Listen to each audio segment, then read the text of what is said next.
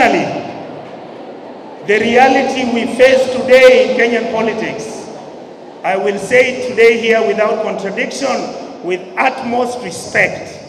Kenyan politics is based on arrangements and programs where political parties negotiate for what they take to their counties and areas. We have decided that as a community and as Kenyans, we are also going to set up our own political party. We are going to produce our own candidate who will negotiate with the president and all the other people who are running for political office in this country. And that candidate is none other Fred Okengo Matiang'i. Tumusimamishe na yeye atafute urais. Hebu nionyeshe hivi. God bless you all. Waziri, we will work with the president. We will support him.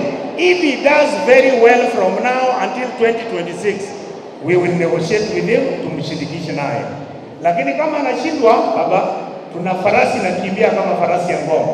Karibu Solicitor General, my brother, come and say a few words. God. Ningependa kusema Bwana CS ni kwamba sisi kama jamii ya OMC,